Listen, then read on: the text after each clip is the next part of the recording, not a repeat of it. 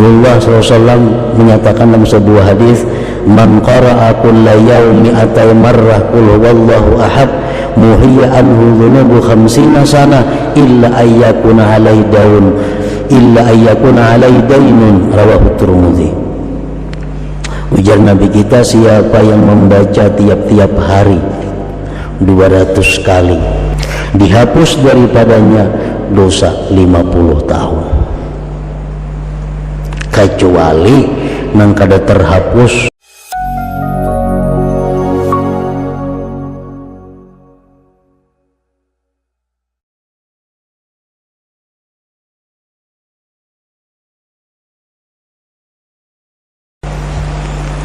yang demikian menunjukkan kemuliaan dan kelebihan surah ini. Antara lain disebut pula surah ini dengan suratul wilayah, surah wilayah, artinya surah kewalian. Kenapa demikian? Karena barang siapa mencintai ini surah dan mengekali membacanya suara waliyan lillah, dia akan menjadi salah seorang walinya Allah Subhanahu wa ta'ala. Disebut pula surat ini suratul ma'rifah karena orang yang memahami surat ini dan mencintai serta memperbanyak membacanya, dia akan diberi Allah ma'rifat kepadanya. Macam-macam nama surat ini yang menunjukkan kelebihannya. Nah, para muhibbin rahimakumullah, sangatlah banyak hadis-hadis dari Rasulullah sallallahu alaihi wasallam yang menggemarkan kita untuk membaca surat ini. Antara lain, yang pertama sabda beliau sallallahu alaihi wasallam, ayajizu ahadukum ay yaqra'a thulutsal Qur'an fi lailah, faqalu ayyuna yutiku dzalik ya Rasulullah, faqala Allahul wahidus samad thulutsul Qur'an, akhrajahu Muslim. Sabda Rasulullah sallallahu alaihi wasallam, adakah tidak mampu salah seorang kalian membaca sepertiga Al-Quran pada malam hari? Ujar Nabi, mampulah ikam wahai sahabatku membaca sepertiga Al-Quran di malam hari. Ujar para sahabat, siapa nangkawa demikian wahai Rasulullah, kami kada sanggup. Rasulullah bersabda lagi, surat Qul huwallahu ahad ini adalah sepertiga Al-Quran. Artinya orang yang membaca satu kali suratul Ikhlas ini, dia sama dengan orang yang membaca sepertiga Al-Quran pahalanya. Dalam arti pahala pokok. Pahala tuh kayak gajian juga, ada gajian pokok, ada gajian tunjangan, macam-macam. Nah, jadi pahala pokok sama, cuma pahala bonusnya kadada. Kan setiap huruf Al-Quran 10 kebajikan, 2 huruf 20. Nah, kalau kita membaca sepertiga Al-Quran, berapa huruf? Itu bonusnya. Kalau pahala pokok kita baca surat Al-Ikhlas, sama dengan pahala sepertiga Al-Quran. Nah, yang kedua, Rasulullah sallallahu alaihi wasallam bersabda kepada seorang laki-laki. Seorang laki-laki ini imam di Masjid Quba. Nah, laki-laki ini jadi imam membaca surah hingga Qul huwallahu ahad. Sembahyang maghribnya, isanya, subuhnya, zuhurnya, asar, bila jadi imam habis Fatihah Qul huwallahu ahad tuh. Rakaat pertama, rakaat kedua, andai kata dia ingin surat yang lain tetap ada qul huwallahu ahad itu. Habis itu kita sambung surat yang lain. Pokoknya setiap kali inya sembahyang mesti dibacanya suratul Ikhlas ini. Dilaporkan orang kepada Rasulullah sallallahu alaihi wasallam. Dipanggil oleh Nabi, ujar Nabi, "Wa ma yahmiluka an taqra'a hadhihi surah fi kulli rak'ah?" Apa yang mendorong engkau? Apa yang mendorong engkau membaca surat ini tiap-tiap rakaat? Faqala ya Rasulullah inni uhibbuha. Wahai Rasul, ulun katuju lawan itu surah. Ulun suka. Faqala Rasulullah sallallahu alaihi wasallam inna hubbaha adkhalakal jannah. Bahwa kecintaan engkau kepada surah Qul huwallahu ahad itu memasukkan engkau ke dalam surga. Rawahu Tirmidzi.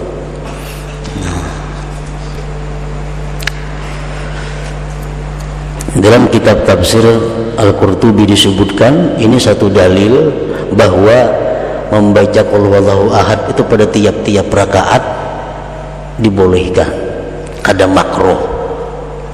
Misal kita sembahyang rakaat pertama Qul huwallahu ahad, kedua itu pulang surahnya, atau rakaat pertama Fatihah Qul huwallahu ahad sambung yang lain, yang kedua kayak itu pulang, itu kada makruh. Bahkan itu mempunyai fadilat yang besar kalau didasari kecintaan kita kepada membaca surat itu. Yang ketiga, Rasulullah sallallahu alaihi wasallam bersabda, "Man qara'a qul huwallahu ahad fi maradihi alladhi yamutu fihi lam yuftan fi qabrihi wa amina min dagtatil qabr wa hamalathu al-malaikatu bi akuffiha hatta tujizahu min as-sirat ila al-jannah." Rawahu Abu Nuaim. Siapa, ujar Nabi kita, yang membaca qul huwallahu ahad pada waktu dia sakit garing, yang mana dia mati pada garing itu.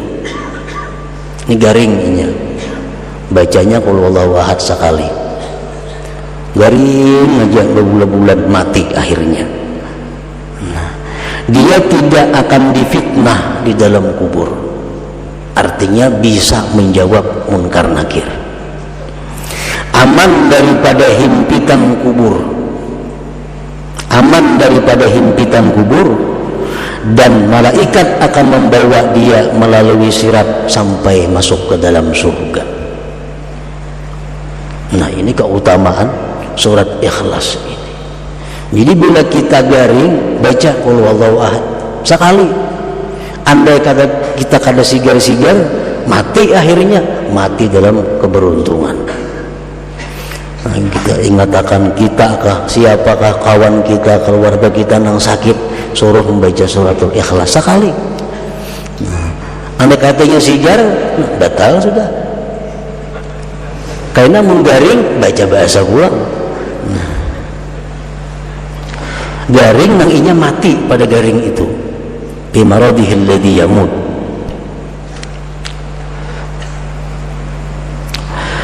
Yang keempat, Rasulullah SAW bersabda setelah beliau didatangi seorang laki-laki yang mengeluhkan kepada Rasulullah tentang kesempitan hidup, kefakiran.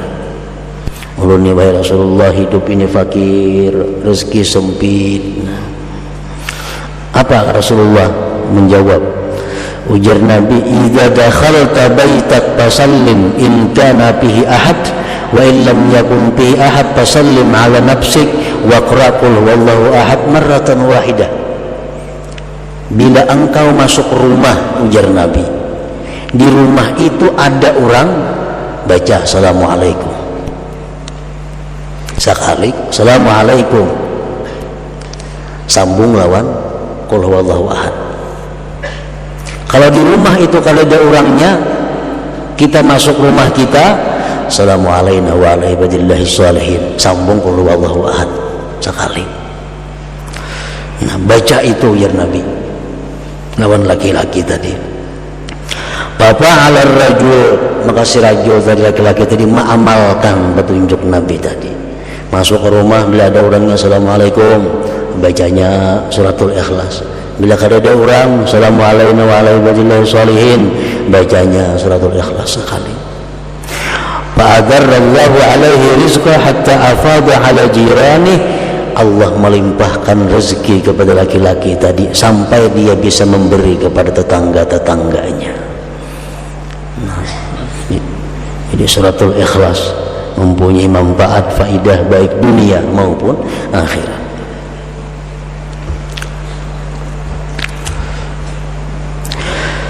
Yang kelima, disebutkan lagi tentang faidah fadilat surah Qul Huwallahu Ahad ini. Annahu kana Jibril alaihi salam ma'ar Rasul alaihi salatu wassalam id aqbala Abu Dzar al-Ghifari faqala Jibril hadza Abu Dzar qad aqbal. Sewaktu Nabi kita berjalan bersama Jibril alaihi salam, tiba-tiba datang sahabat Nabi yang bernama Abu Dzar al-Ghifari. Ujar Jibril, "Nah, Abu Dzar datang wahai Rasulullah." Ujar Nabi, "Awa ta'rifuna?" Ikam kenal kalawan Abu Dzar itu? Kan Jibril biasa kalau datang ke itu cuma Nabi urusannya. Setelah ketemu Nabi sampaikan wahyu, boleh. Ini kada. Ujar Jibril, Abu Dzarin datang. Ujar Nabi cuma tahu kawan Abu Dzar itu wahai Jibril. Jibril menjawab, "Huwa ashharu indana minhu indakum." Di kalangan malaikat Abu Dzar lebih terkenal daripada kalangan manusia. Abu Dzar kalau di malaikat wahai Muhammad terkenal lebih daripada di bumi ini. Bersabda Nabi kita, berkata Nabi kita, "Bimaza nala hadhihi fadilah?" Kenapa dia mencapai ini fadilat wahai Jibril? Keutamaan ini dengan sebab apa dia capai? Jibril menjawab, "Likasrati qiraatihi qul huwallahu ahad." Karena Abu Dzar ini banyak membaca qul huwallahu ahad.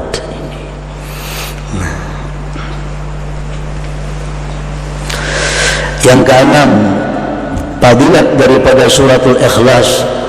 Anas bin Malik meriwayatkan, "Kunna fi Tabuk." Kami berada di Tabuk. Tabuk itu perjalanan 12 hari dari Madinah. Dihitung kilometer itu kurang lebih 560 kilometer dari Madinah. Nah, Rasulullah dan sahabat berperang di sana, perang Tabuk. Fatala'atis syamsu ma laha syu'a' wa diya wa ma ra'aynaha ala tilkal halah qattu qabla dhalik fa'ajiba kulluna. Suatu hari matahari terbit, tidak ada cahaya. Matahari itu terbit cuma kalas.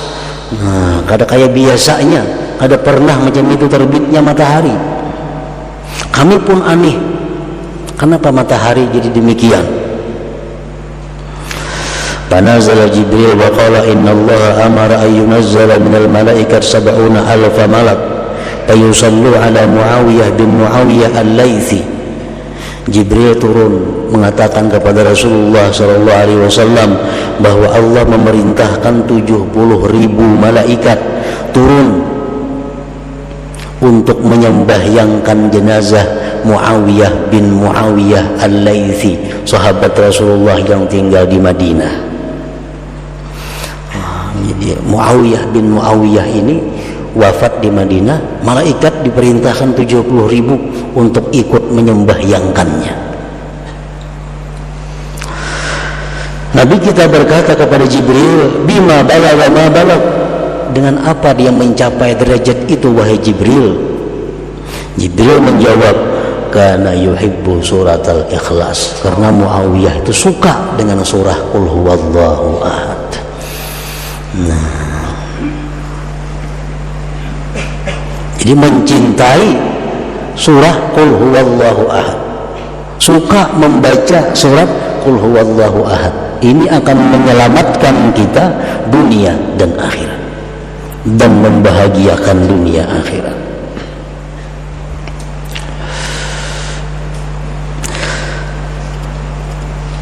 Masih banyak lagi hadis-hadis Rasulullah sallallahu alaihi wasallam yang menerangkan tentang keutamaan surat Al-Ikhlas ini. Bismillahirrahmanirrahim. Qul huwallahu ahad. katakan wahai Rasul, dialah Allah yang esa. Allahus Samad, Allah tempat bergantungnya seluruh makhluk. Lam yalid wa lam yulad, Allah tidak melahirkan dan tidak dilahirkan. Walam yakul lahu kufuwan ahad, dan tidak ada bagi Allah itu seorang pun yang menandinginya. Nah, ayat ini atau surah ini turun di Mekah.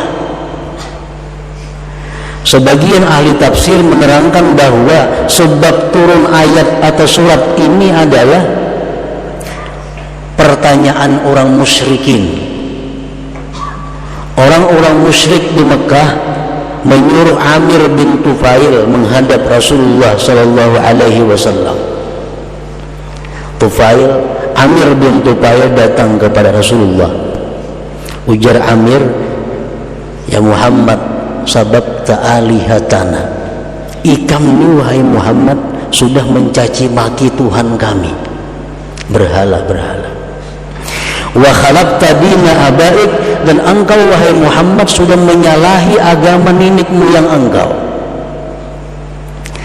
Fa in kunta faqiran aghnayna, jika engkau wahai Muhammad kekurangan duit, kami bantu engkau. Mun icam ni fakir, kalau icam macam ini kami kayakan engkau. Wa in kunta majnunan dawainak, jika engkau gila hai Muhammad kami obati engkau.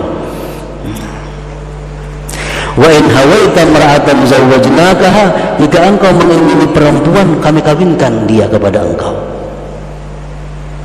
Faqala alaihi salatu wassalam, ujar Nabi kita, lastu bi fakir wala majnun wala hawaitu mar'ah. Aku kada fakir, ujar Nabi, aku kada gila dan aku kada menghendaki seorang perempuan. Ana Rasulullah ad'ukum min ibadatil asnam ila ibadati, aku ini utusan Allah mengajak kalian menyembahnya, meninggalkan menyembah berhala-berhala itu. Bulik si Amir bin Tufail tadi. Dalam kesempatan yang kedua datang pulang kepada Rasulullah. Ujar si Amir tadi bin Tufail, bayyin lana jinsa ma'budik am min zahab aw fiddah. Wahai Muhammad, terangkan kepada kami Tuhan engkau tuh emas kah perak kah Tuhan engkau itu? Emas atau perak?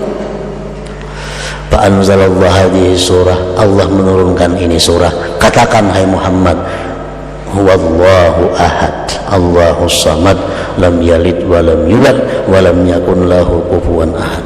Tuhan Allah itu adalah esa, baik zatnya, baik sifatnya atau perbuatannya. Ujar si Amir tadi, salasuni'atin wa sittuna sanaman la taqumu bihawaijina fa kaifa yaqumul wahid bihawaijil khalqi. Wahai Muhammad, kami ini punya Tuhan 360. Itu pun Tuhan kami kada mampu mengurusi kami. Ada nang kelaparan, ada nang pakir, ada nang sugih, macam-macam. Apalagi Tuhan saya pun baginda kada mampu mengurus makhluk ini. Itu salah satu sebab diantaranya yang menyatakan sebab turunnya suratul Ikhlas ini.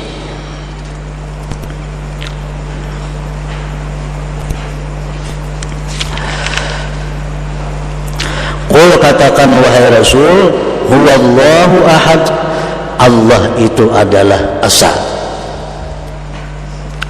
baik zatnya, sifatnya, tidak ada seorang pun yang bersifat seperti sifat Allah. Baik perbuatannya, tidak ada perbuatan selain daripada perbuatan Allah subhanahu wa ta'ala. Allah itu esa, Allah itu satu, zatnya satu, sifatnya satu, dan perbuatannya satu. Arti sifatnya satu apa? Kadada orang bersifat macam sifat Allah, kadada perbuatan selain perbuatan Allah subhanahu wa ta'ala. Qul huwallahu ahad. Allahus samad, Allah itu as-samad. Arti as-samad apa? Tempat diarahkan segala permintaan. Kita minta apapun, minta kepada Allah Subhanahu wa ta'ala. Idza sa'alta fas'alillah. Ujar Nabi kita, bila engkau minta, mintalah kepada Allah, karena Allah itu as-samad, tempat ditujukan segala permintaan-permintaan. Lam yalid wa lam yulad, Allah tidak melahirkan dan tidak dilahirkan. Ini menolak perkataan-perkataan orang yang ingkar kepada Allah. Orang musyrik mengatakan al-malaikat banatullah, malaikat itu merupakan putri-putri Allah. Orang Yahudi mengatakan Uzair itu anak Allah. Orang Nasrani mengatakan bahwa Isa itu adalah ibnullah, anak Allah. Ditolak dengan perkataan, dengan firman lam yalid, Allah itu tidak melahirkan, walam yulad, dan tidak dilahirkan. Walam yakun lahu kufuwan ahad, dan tidak ada bagi Allah itu yang menandingi seorang jua pun. Nah, jadi seluruh ayat-ayat yang 4 dalam surat ini intinya adalah mengesahkan Allah Subhanahu wa ta'ala. Siapa-siapa yang mencintai ini surah, berarti dia mencintai Allah Subhanahu wa ta'ala. Makanya mempunyai fadilat dan faidah yang sangat besar kepada orang yang mencintainya. Tulis qul huwallahu ahad baik-baik, karena cinta dengan qul huwallahu ahad itu akan mendatangkan pahala yang besar. Tikap ditawing, kaligrafi qul huwallahu ahad, karena kecintaan kita kepada surah ini itu pun mendatangkan faidah yang besar. Nah, jadi berapa kali kita membaca sehari sebaiknya suratul Ikhlas ini tergantung kecintaan kita kepadanya. Rasulullah SAW menyatakan dalam sebuah hadis, man qara'a kulla yaumi atai marrah qul huwallahu ahad muhiya anhu dhunubu 50 sana illa ayyakuna alai daun illa ayyakuna alai dainun, rawahu Tirmidzi. Ujar Nabi kita, siapa yang membaca tiap-tiap hari 200 kali qul huwallahu ahad, dihapus daripadanya dosa 50 tahun, kecuali nang kada terhapus hutang piutang kepada manusia. Hutang kada berilaan, tetap ada hitungannya.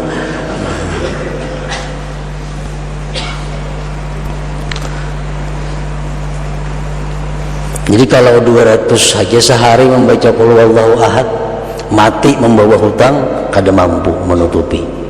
Hutang tetap ada. Kalau lebih dari 200 itu bisa kada, bisa iya. Misalnya 1000 sehari membaca qul huwallahu ahad, nah itu kemungkinan bisa menghapus hutang, bisa juga kada menghapus. Nah, pengertian hutang di sini adalah sesuatu yang didapat dengan jalan ridha. Kan kita berhutang ridha, berhutanglah, nggih, berhutang. Lalu kada kau membayari, nah kada tak bayar sampai mati. Nah, ini hutang diperhitungkan di akhirat. Nah, hutang sesuatu yang didapat dengan jalan ridha ini kada bisa dibayar dengan qul huwallahu ahad ini, apalagi sesuatu harta orang yang didapat dengan jalan yang tidak diridai. Menipu majinnya lagi, menipu orang, membunguli orang, mengambil ampun orang, mencuntan ampun orang, itu berapa ya qul huwallahu kada kau menutupi itu.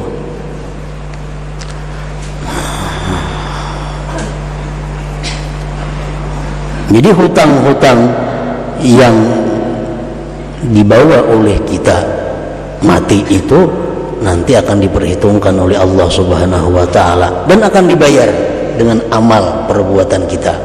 Berapa bayarannya hanya Allah Subhanahu wa ta'ala yang tahu.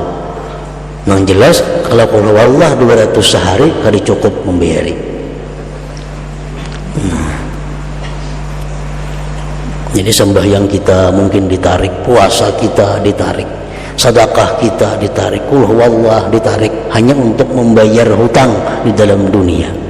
Apalagi nang menipu orang, apalagi orang-orang nang mengkorupsi uang rakyat, bagiannya lagi kada mampu membayarin itu. Orangnya banyak, ampunnya jutaan manusia, ampunnya nang diambil. Kemana membayar itu? Kada ada jalan lain selain daripada menanggung dosa-dosa mereka di akhirat dan pasti masuk ke dalam neraka. Jadi kada usah kita berpikir seapa-apa ibadatnya orang. Dalam sebuah hadis disebutkan bahwa orang yang hidup bersama Rasulullah, yang berperang bersama Rasulullah, mati, Nabi masuk neraka matinya. Kenapa? Karena hanya mengambil harta negara sebuting selimut kada bepadah, yang namanya adalah kirkirah. Ini orang bersama Rasulullah hidupnya, pembantu Rasulullah, mati dibunuh fisabilillah lagi. Masing-masing orang mengucapkan untung dia mati fisabilillah, Nabi tidak, dia masuk neraka. Kenapa? Diteliti, sekalinya dalam awaknya, dalam pakaiannya ada menyimpan sebuting selimut yang diambilnya daripada harta pampasan perang. Pampasan perang adalah harta rakyat, harta negara yang mestinya dibagi. Sebuting selimut berapa ada harganya? Nah, nama ambilnya pulang orang yang berjuang lawan Rasulullah, ya tuh mati ke neraka. Apalagi yang diambil 1 juta, hidup jauh dengan Rasulullah, sembahyang barang kambingan sudah, maginnya lagi.